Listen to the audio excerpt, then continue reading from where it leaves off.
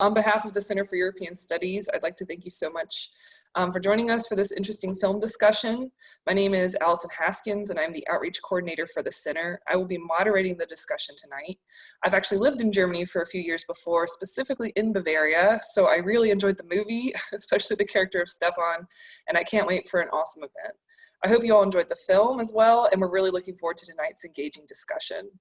Just as a short reminder, you will be muted throughout the event, so please only unmute yourself if we call on you to ask your question.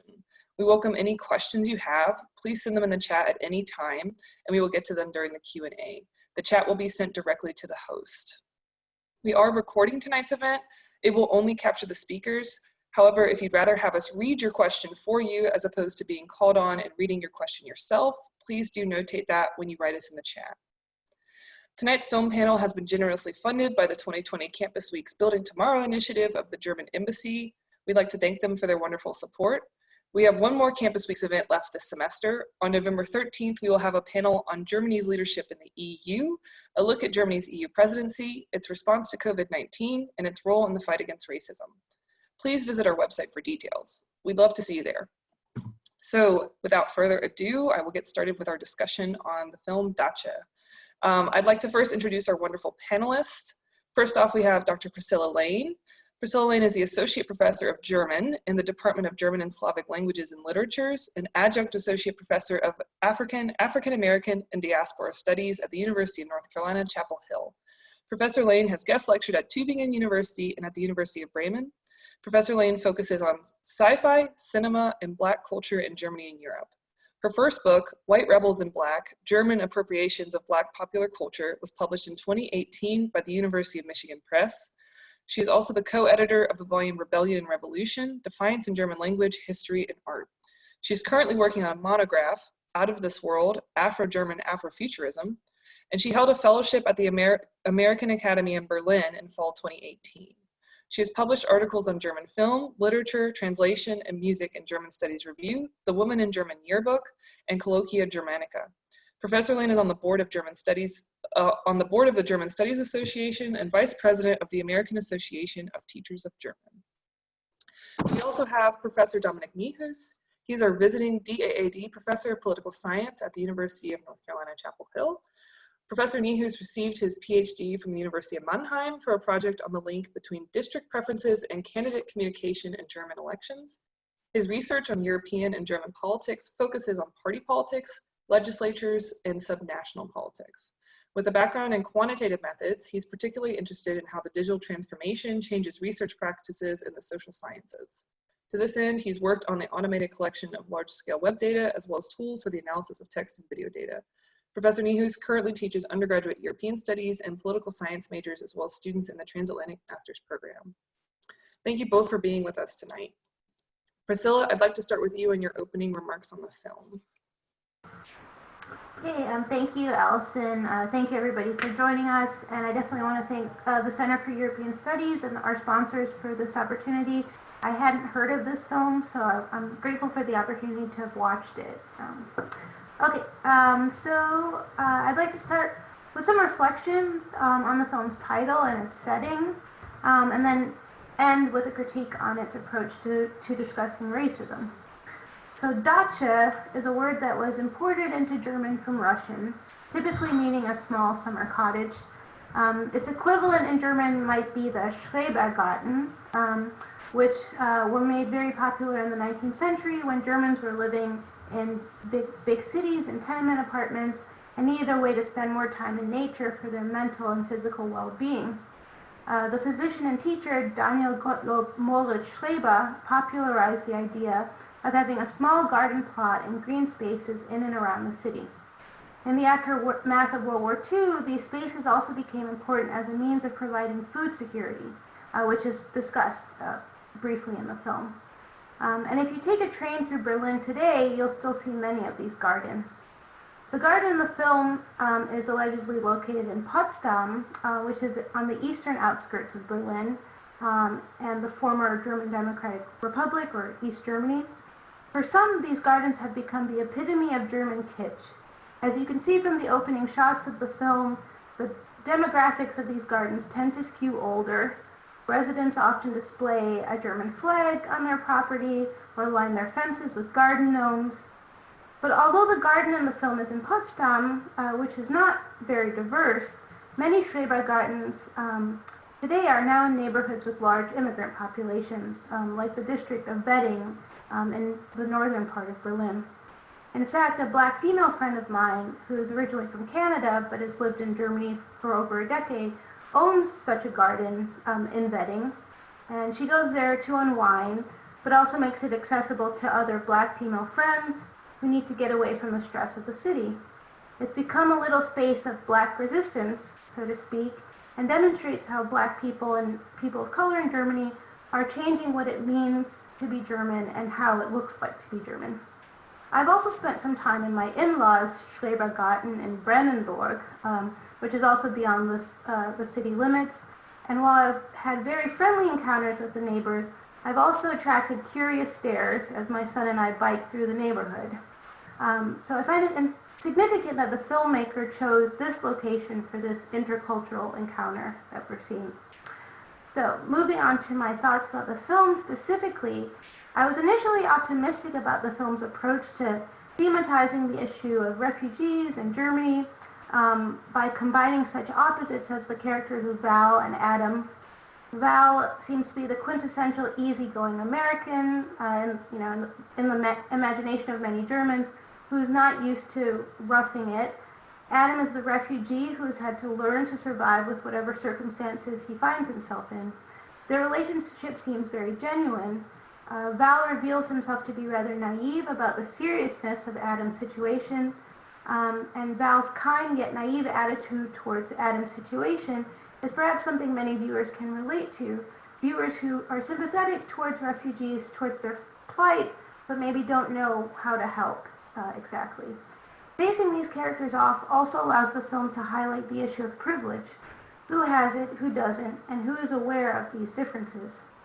Nevertheless, when Val meets Zorro and subsequently invites Stefan and Maria to move in to the Datsche as well, I felt the film lost its potential for a unique examination of the lives of refugees in Germany. It seemed pretty selfish of Val to invite these people into the Datsche, even though their presence may possibly put Adam in danger. And although things work out for the better, as Adam eventually joins the others and they become a motley crew of friends, I don't see the structural inequalities between, I don't feel the structural inequalities between Adam and the others are ever really honestly addressed. If you take, for example, how the problem of racism is introduced. At the neighborhood bar, Gregor singles out Adam to complain that Africans are taking over Germany. Although Zorro and Maria are also foreigners, their presence doesn't seem to disturb him because they are white. Gregor is depicted as the quintessential racist who is a bumbling idiot, which I find very typical of these kinds of German comedies. He is closed-minded, strange, and incompetent. But his storyline does not at all reflect the reality of racism and racist violence in Germany, in my opinion. The truth is, real racists look just like just about anyone. They're not just the oddballs who are behind the times. Racism is a problem that's anchored in the middle of German society and not just on the fringe. And minorities have to contend with the very real threat of violence. In the real world, Gregor's fire would not have been thwarted. We need only to think of the arson attacks against asylum seekers and Turkish German people back in the early 90s in cities like Rostock and Solingen, examples of how racist violence can turn deadly. More recent examples would be the shootings in Hanau and the attack on a synagogue in Halle.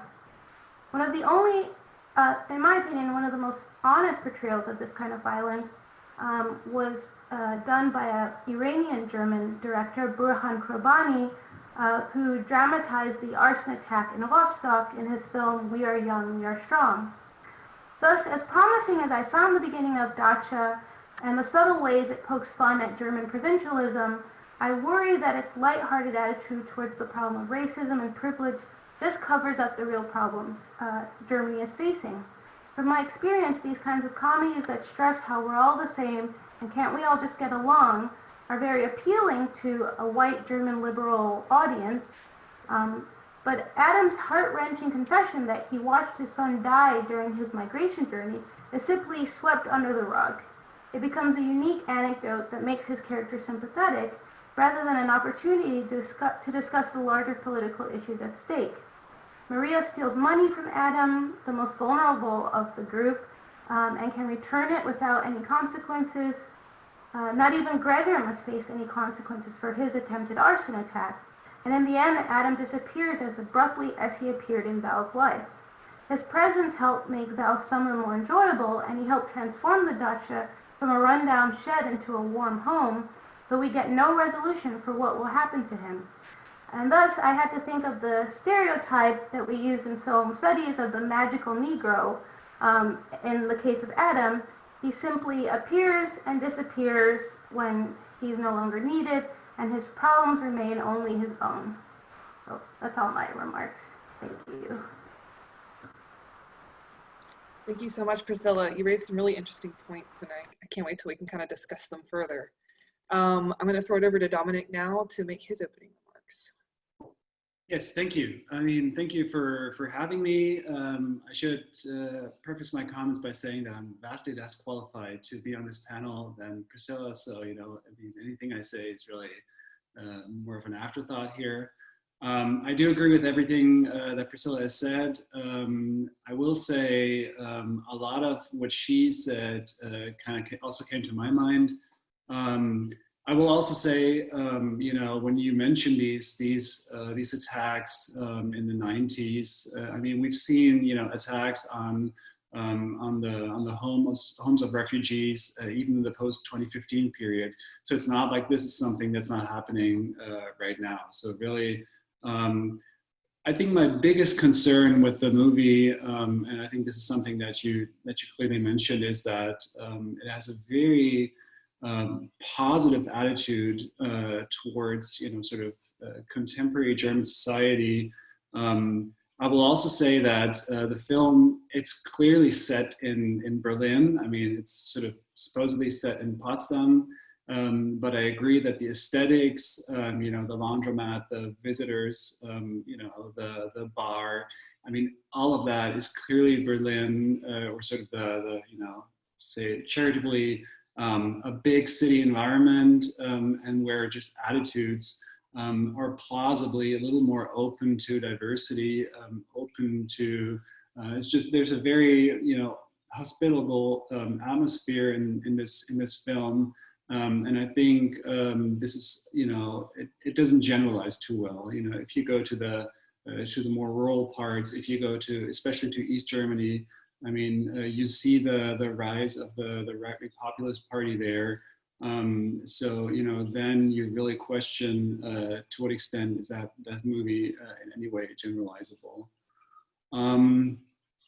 I will also say, and this is sort of something, you know, specific to the movie, I was also not very happy with the character of Gregor, just because he really seems to me like such a caricature almost of a racist. You know, I agree with Priscilla that I did not perceive him as a plausible representation of racism or racist attitudes, negative attitudes towards, you know, refugees, migrants.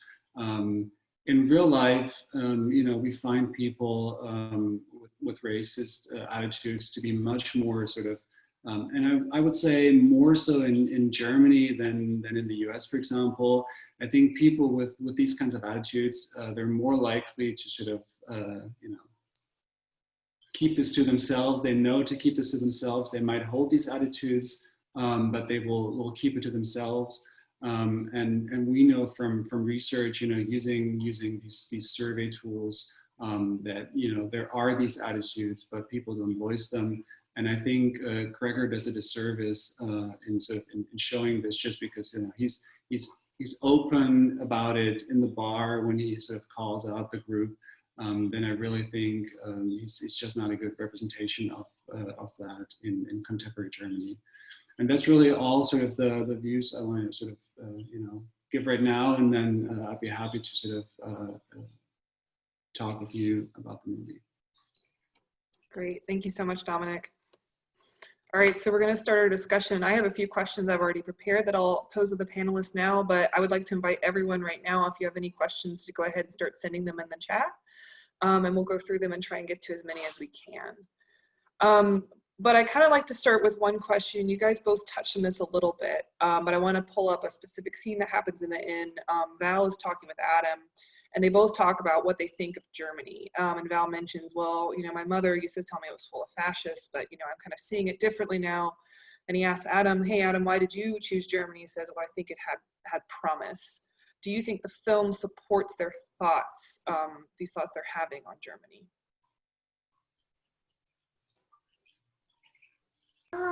Yeah, it definitely felt like the film was trying to offer like a corrected lens, you know, of Germany, because I think the idea of Germany being full of Nazis is a stereotype, you know, that many, I would say, Americans hold. When I first told people I was going there in 2001 to study, that's what they said. Well, you know, why would you go there? And I think, you know, it's important that Val gets a better understanding of what the contemporary landscape looks like. But for me, I didn't see any evidence for why Adam should have hope. You know, it would have been easier to expect that if there was a little bit more to his story. You know, like what if Val helped him like find a job, you know, or find a new place to stay. So yeah, for me, there didn't seem to be any evidence for that optimism. Yeah. I mean, I saw it a little different in the sense that, you know, again, German society was displayed so positively. You know, we have one character that's clearly has a negative attitude towards refugees, migrants, but otherwise all the neighbors, they were super happy to sort of, you know, be there to check out what's going on in that party garden. They joined the party towards the end. So really, there's really a very positive and in my mind, somewhat implausible, you know, perspective or view of Germany in that movie. Yeah. So maybe in that vein, you know, Germany is kind of presented almost as a character in the film, right? That it's almost its own character. So how does the film stereotype Germany in a way? How does it, you know, paint a picture of Germany that maybe supports or doesn't support what they're saying?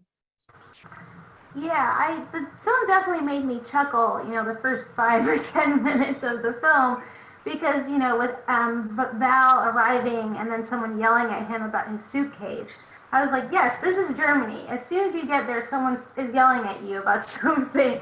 Like, even after having lived in Germany for almost 5 years, I'm always breaking some rules, you know, just because I tend to think of American society as much more loose, you know, we're the Wild West, right, where we're not so strict about how things should be. But one thing I would say, so it definitely pokes fun at a certain kind of German culture, I would say. I would associate with an older culture. My in-laws who are retired, you know, definitely look like the people in the garden. But one positive thing I'll say about the film is I think there was a little subversiveness in regards to like what is German and who is German if you compare Val with Adam. Because for me, so Val is supposedly German by blood, right? He's inherited this property. In a way, he's inherited the right to be there legally. Whereas Adam is just, he says he's tolerated. He has no connection to the land. But if you think about the way they live, Adam is much more German than Val, right? Adam knows how to take care of the house. He can garden. He's got all these practical skills that to me, like, go more with a kind of German Lutheran, you know, work ethic than Val, who's kind of a bohemian. So I thought that was an interesting way that the film maybe turned some of these stereotypes on their heads. Yeah. I will say I love the whole setting, you know, the house. So when they were showing the house, I thought, I mean, I've been to, you know, summer homes like these tons of times. So, you know, the furniture, I mean, just everything about them, you know, it seemed very real to me. So I think they did a good job of, you know, sort of picking a set that was plausible to me. One thing I will say that I did enjoy is that, while they started out kind of portraying the president of the club as being very strict about the rules and everything, they kind of, that fell by the wayside as the film progressed. And I did enjoy that sort of they were showing him as being able and willing to relax, being relaxed on the rules, and sort of just have a good time. So that part I really enjoyed, because it doesn't go with the cliche, let's say. Certainly. Okay, so maybe switching gears a bit to look at how they paint the character's experience. How does the film juxtapose the white migrant experience of Germany? So for example, Zorro's experience of it versus Adam's, and then how does that film, maybe in a broader sense, how does the film communicate privilege? Yeah, I unfortunately have experiences that relate to that difference. So for me, it was very clear that, Zorro and Maria would be seen as like the desired tourists. They're both, seen as white. Maria, she's also European, so for me, it seemed like they're kind of like they add a certain flair to life there and aren't seen as a threat. Whereas Adam is very visibly different, and also as a refugee, there's a lot of privilege and means he just doesn't have. My own personal anecdote that made me that the film made me think of was once I was in Berlin in 2018, and I was on the train with my son and our bicycles, and I didn't realize I needed a separate ticket for the bicycles. So I got in trouble. The conductor came along and was like, "You have to get off." And there are these two Spanish girls, like tourists from Spain, who didn't have a ticket at all. And they also got off the train. And so they're talking to the Spanish girls, and they couldn't speak German. So they were just like, fine, whatever, just leave. And then talking to me, I can speak German. And so I was trying to explain to them, I didn't know I needed a ticket for the bike. And for some reason, they still spoke to me in English. But eventually, I was the one who got a ticket. And I thought, well, am I getting a ticket because I'm black and they're white? Or am I getting a ticket because I speak German and they couldn't? It was a very confusing scenario, but it definitely made me feel like I was being singled out, even though we all got in trouble, like, for the same thing. I mean, it's hard for me to, chime in on this. But one thing that I will say, and that is, I think, a conscious decision on the part of the director, is that we see the three visitors, engaging in some kind of crime, right? We have the gun possession, we have the drug possession, certainly, we have the theft, right? And I think it's very telling, sort of there's no sense of wrongdoing almost. There is, I mean, rightfully so, none of them are particularly concerned about it. And then we have this fourth character in the house, who, ostensibly has not committed a crime, other than the obvious one of sort of wanting to come to the country. And he's very concerned, right? So, I mean, that, is sort of, I think that's a conscious decision, and that seems well done, I would say. Yeah. Well, you guys had mentioned both in your opening statement talking about Gregor and his portrayal as kind of this bumbling, racist kind of guy. The movie does try to humanize him, I would say, towards the end. They show him reading these letters, but they never really show much more. He wakes up from his coma, if you will, and reads, goes up in the attic, reads sees the coloring pages, and he seems to kind of have these thoughts on something. We don't really know what, and we don't see him again.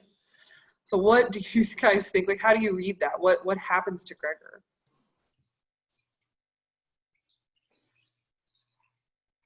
Yeah, that scene was so brief. I totally forgot it until you mentioned it, of him going up in the attic. I mean, I guess what's being implied is that he's able to see the human side of Adam, like maybe finding the journal and the drawings makes Adam not just a caricature, of threatening refugee figure and more of a person. My response to that would be, it's frustrating to me in these films when the black character or the racialized character always has to prove that they're human before they can get respect. So I don't know if that was supposed to be some kind of redemption on the part of his character, but yeah, it's a little frustrating that he just disappears and that's the end of his story. Yeah, I almost thought they were not interested in him as a character, you know? They're almost sort of, they make him out to be the sort of personified racism, but he really doesn't get a character arc. And sort of along these lines, he just disappears, right? So they're not really, you know, there's no, I mean, I think you're right in suggesting that there is some kind of sort of redemption that's implied, but at the same time, I mean, the fact that that scene happens and we never see him again, that to me, you know, says that they're not really interested in the character of Gregor.